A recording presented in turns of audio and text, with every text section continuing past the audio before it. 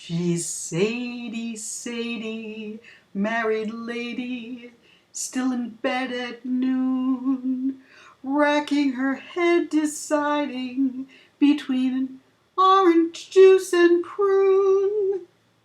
That's a dedication. Last night I attended the wedding of my niece Amanda Tunis to Ilan Nukowitz. So in honor of Ilan and Amanda's wedding, I'm singing a little Sadie Sadie this morning. Hello everybody, welcome to Sunday with Ally, the weekly Barbra Streisand Videocast. And this is for the week of, this is for October 28th. The month is nearly over, but fortunately Barbara's concerts are not over. I hope you all had a great week. I know that for people who were seeing Barbra in Toronto and Chicago, they had a great week, and we're going to talk about that. But first, let me start by doing a couple of pickups from last week's Sunday with Ally. I was jokingly saying that Barbra's concert tour has turned into a family affair now that she's had Jason Gould, her son, singing with her, and now she's added Rosalind Kind, her sister, to sing with her. And I said jokingly, maybe, Jim Brolin will be singing with her, but of course Jim Brolin doesn't sing. Many of you contacted me to remind me that Jim Brolin once put out an album called James Brolin Sings. I don't think one album makes him a singer. And I don't think we have to worry about Jim jumping up on stage and doing any duets with Barbra. But thank you for being such diligent watchers. I do appreciate the input. And let me come and give you one more update from last week. I had mentioned about Bob Scheer, who was the stage manager for I Can Get It For Wholesale. And the night I met him was the night that I finally met Barbra. And I think I was a little bit flabungeon that night because Bob was telling me stories and I kind of mixed up some of the facts. And last week when I reported them to you, I had them mixed up. So Bob emailed me to set the record straight. So here we are with a Sunday with Ally Truth Alert on me. Bob told me that when Barbra was late going to Penn Station for the train to take her to Philadelphia for the out-of-town tryout for I Can Get It For Your Wholesale, and she missed the train, David Merrick, who was the producer of the show, didn't threaten to fire Barbra. He threatened to fire Bob.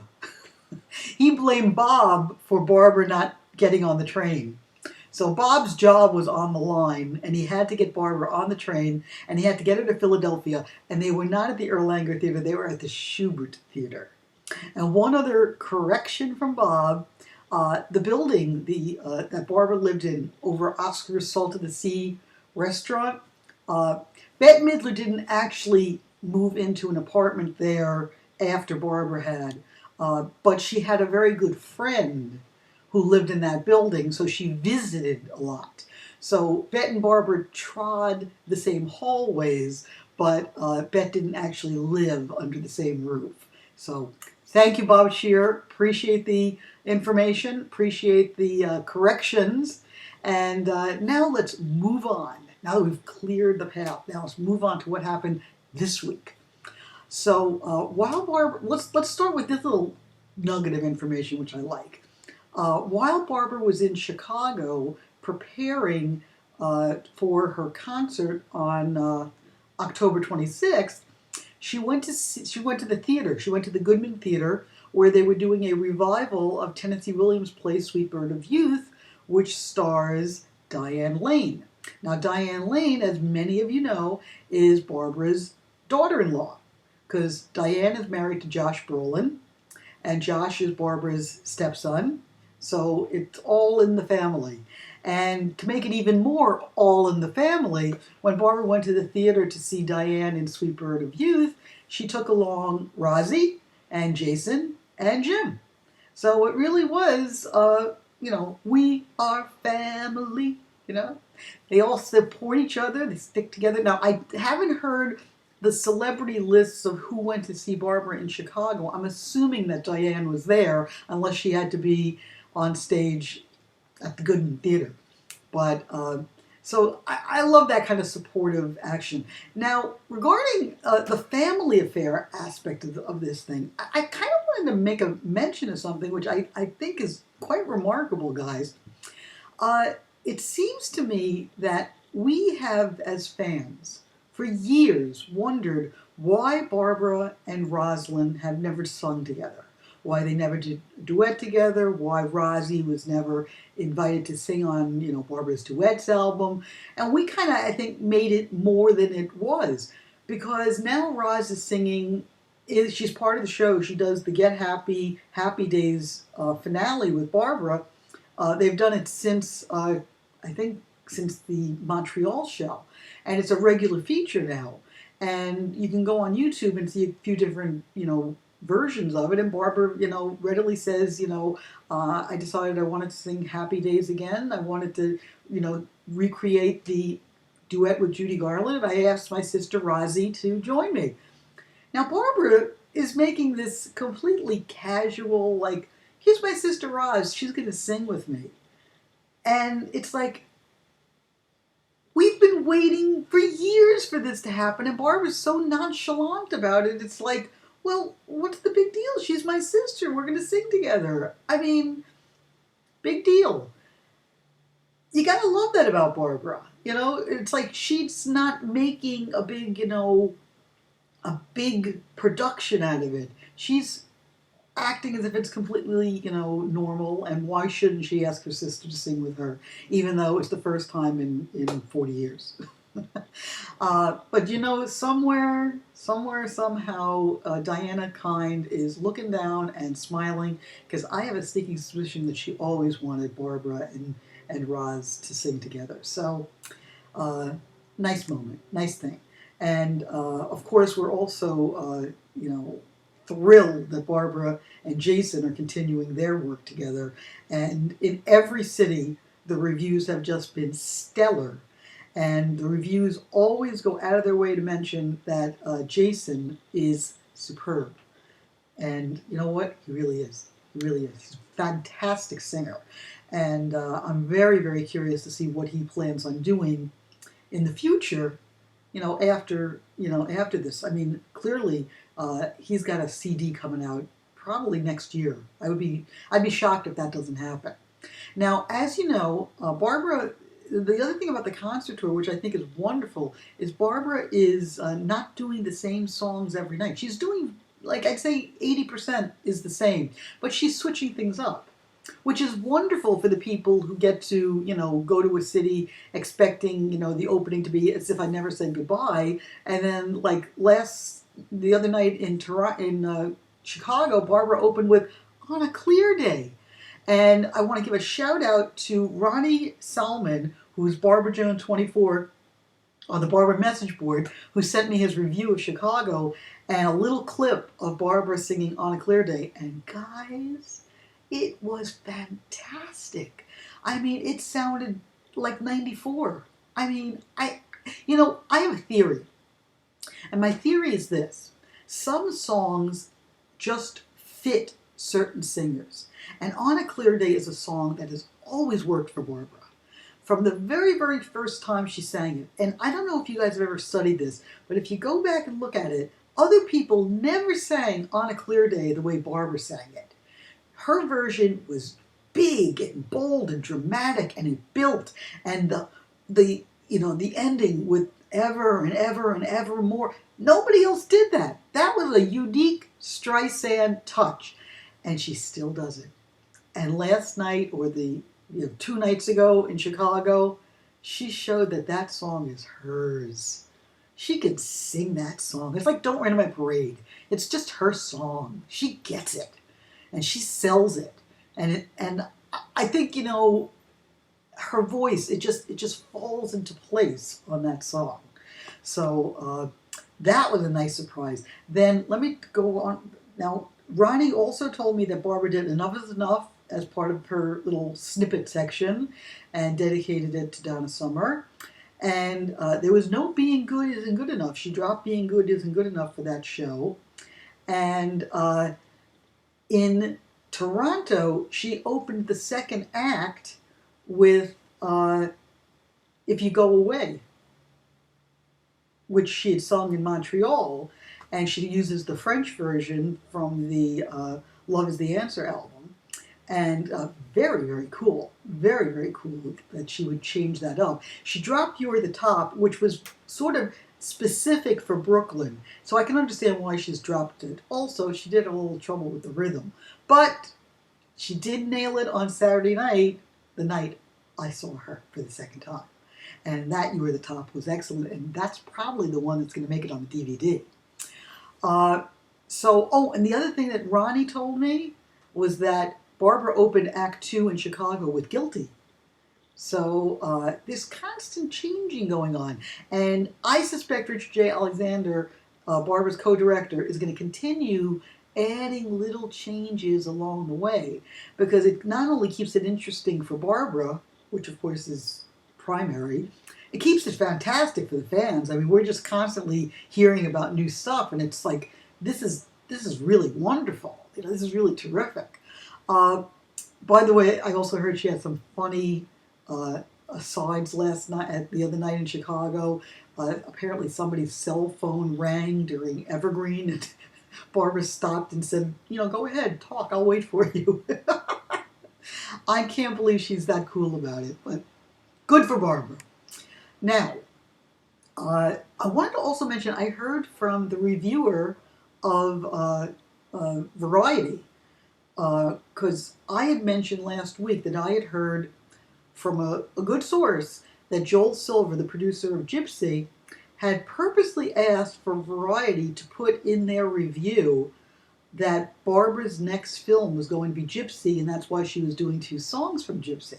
Well, Greg Goldstein, who did the review for Variety, emailed me to say that that's not true. Nobody had contacted him, but he had put in the information about Gypsy, based on the fact that there was a press release last year that said Barbra was going to make the movie, and that Julian Fellows was writing the screenplay, and that Joel Silver and Barbra were co-producing. And based on Variety's data, he put that in his review in reference to Barbra singing 2 of the songs. And also, it was his conjecture that Barbra loves the challenge, that her career is built on conquering people's expectations. When people say you can't do something, she wants to prove to them that she can. So for him, psychologically, doing those songs and eventually doing Gypsy is Barbra's way of saying, see, I told you I could do it. And I think he's absolutely right. So thank you, Greg Goldstein, for contacting me. I do appreciate that. And I guess that's considered sort of my third little truth alert. Although I will say this, my source gave me the information. I don't know if he was necessarily wrong. I think it's entirely possible that Joel Silver might have been at one of the VIP parties saying that he wanted to get the word out there, because subsequently there were 2 stories, one in a New York paper, I'm not sure if it was the Post or the Daily News, talking about Joel going backstage at the Barclays Center with flowers for Barbra and making sure that she's on board for Gypsy, and promoting the fact that, Gypsy is definitely the next thing, and that Joel definitely wants Barbra to play Mama Rose. Then that story was picked up in the Hollywood Reporter, again with the idea that, Joel is dead set on doing this movie with Barbra. Now, a lot of people still are wondering, well, wait a minute, does that mean Barbra's not signed? From what I understand, Barbra is committed, but the contracts haven't been signed, because apparently it's all about negotiation, folks. It's all about, you don't sign until the financing, you don't get the financing until you sign. So it's a yin-yang, back and forth. I have no doubt that this film is going to be made. I know I've said that over and over and over again, but it's going to happen. Barbra would not be singing those songs if it wasn't going to happen. So that's what's going on with the Joel Silver story. I thought that was fascinating. Now another interesting story that came out in the Calgary Sun was about Seth Rogen and Barbra, specifically Seth Rogen's mother, Sandy. Now, you might have remembered there was a story earlier this year that Seth wanted to play a prank on his mom, and he called her up when he was filming when they were filming Guilt Trip, which was still called My Mother's Curse then, and wanted to play a joke on her by saying, "Mom, I got, Barbra Streisand on the phone for you. Why don't you talk to Barbara?" And then he gave her the phone, and supposedly Sandy, who thought she was being, the butt end of a practical joke, said something like, "Oh yeah, sure, you're Barbra Streisand. I don't believe that," And it was kind of a weird situation. Well, that was apparently quite exaggerated because Barbara has subsequently become very, very good friends with Seth. She and Jim have invited Seth and his new wife, Laura, to their home for dinner. And when Seth's mom, Sandy, was visiting, Barbara had a dinner party and invited Sandy to come with Seth and Laura to their home for a dinner party in Barbara's Malibu home. And supposedly, Barbara really likes Seth's mom. They had a lot in common, and certain things that, something called Reiki, which is some kind of exercise that they like to do, and they shared a lot of things in common. I just think it's wonderful, to know that, all the myths about Barbara not getting along with co-stars and, not being this social person or being standoffish or shy or withdrawn, it's all nonsense. I mean, then you hear these stories about her hosting dinner parties and inviting people over and doing these wonderful things. I mean, if I was Seth Rogen's mother, I'd be ecstatic. And now, the next concert is Vancouver, and Seth is from Vancouver, and that's where his mom lives. So I'm kind of curious if that's where Seth is going to go see Barbara, up in Vancouver, instead of waiting for her to come to Hollywood for the Hollywood Bowl or something like that. Because apparently he didn't make it to Brooklyn. I had originally heard Brooklyn, but I guess he decided not to do Brooklyn. So that's this. Now, and speaking of Guilt Trip, more and more buzz on Guilt Trip. I did hear that the trailer has been attached to certain movies and it's playing in theaters now. Of course, we're still, we're still 2 months away. Today's the 28th. The movie opens December 25th. I hope you guys are making your plans. I've already invited everybody I know to go see the Guilt Trip. So you should be doing the same, because this movie is going to be fun, and it's going to be the perfect holiday film. And of course, we want Barbara to have another big hit. I will tell you one other thing, guys. There have been some stories, like if you go to goldderby.com, where they analyze, the prospects for who's going to be nominated for Best Actress, who's got the best chance to win. And, Barbara's listed at in the group, but at 100-to-1 odds. I will say this. I don't think anybody in that group at Gold Derby has seen the movie. I could double check that, but I don't think Guilt Trip has been seen by that many people. So if they're just judging by the trailer, you might say, well, Barbara's prospects for Best Actress aren't very good. But you and I know from people who have seen the movie, not all of them, I'd say about 6 out of 8, think she has a decent shot at an Oscar nomination because there's some really good dramatic stuff in there that's not in the trailer. Okay? Now let me consult my list. What have I missed? Yes. We have some news that, of all things, The Gary Moore Show is coming out on DVD. They're calling it Gary Moore Show Volume 1. But that includes Barbara's episode where it was her and Robert Goulet were the guest stars that week. And what's historic about that appearance is Barbara sang When the Sun Comes Out. She also does a little snippet of Moanin' Low, which of course she sang later on the Lazy Afternoon album.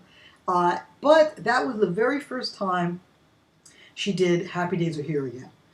And you might remember it's a very elaborate set, and she's a woman who's just lost everything in the stock market crash in 1929, and she's drowning her sorrows in champagne and selling her earrings and her jewelry to get the bottle of champagne.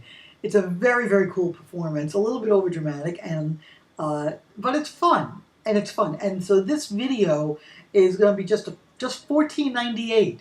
So it'll be a bargain. It's coming out January 15th, 2013. It's called Gary Moore Show, Volume 1. And, we will talk more about it as time comes up. Also, I think there's a Blu-ray coming out on Star is Born. And that's also going to have a nice little booklet to go with it. So some really, exciting stuff happening in Barbra world. And you know what? It hasn't stopped, folks. We still have, Release Me is still on the charts. I think it's gone down a little bit, but, it'll fluctuate as we get more into the holiday season. I don't think it helps matter that Columbia is busy promoting Susan Boyle, which I don't understand at all. If you're Barbra Streisand, why are you promoting Susan Boyle? I know there are people who like Susan Boyle, but she's no Barbra Streisand. Sorry, folks. That's my opinion. I want more Barbra, and Release Me is a great album. Speaking of which, it's really nice to see all these wonderful reviews for the concert, the Back to Brooklyn concert around the country and in Canada. Everywhere Barbra goes, she's getting fantastic receptions from the crowds and amazing reviews. And everybody's pointing out that, Barbra Streisand is truly a living legend. And as Barbra said, she doesn't mind being called a living legend as long as you include the part living. So that's the story. Now, as for me, I really want to give you I really want to encourage you all, please, please, please, go buy your copy of Barbra Memories. There are people who are in the book who haven't even bought it yet. Folks, I want you to buy this book. I want you to own it. And one more time, here's one of the places where you can go to get it. You can go to thebookpatch.com for Barbra Memories, okay? Now, you can also go on eBay. And I have figured out a cheaper way to ship it overseas. So it's only about $20 to ship overseas. I just shipped a book this week to South Korea. South Korea! And if you buy it on eBay and I get a copy, I print to order a copy for you, and I ship it myself, and wherever you are around the world, I will autograph it for you. So go on eBay, do a search for Barbra Streisand books, and Barbra Memories will come up. Also, my other book, Between the Grooves, is coming up. These are wonderful holiday presents. Get a holiday present for yourself. And please, help me with the book, okay? I appreciate everybody who helped me create the book, but now we're trying to sell the book. And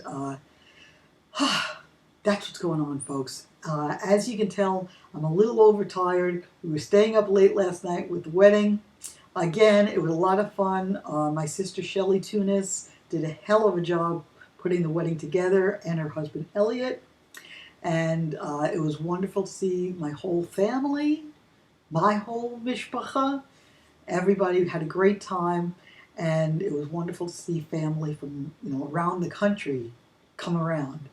So at 23:16, I'm going to wrap this up and get it online so you guys can enjoy a little Sunday with Ally. I love the fact that you guys are watching. This morning, I also want to mention somebody thought they saw me in Chicago. I was not in Chicago. But I love the fact that you guys are recognizing me. If anybody comes down to South Florida, look for me. I'm the real Ally. All right? So until next week, and who knows what excitement next week is going to bring. This is Ally Waldman, Sunday with Ally, your Barbra Streisand Videocaster, signing off, saying have a great week, and I'll see you then. Bye-bye.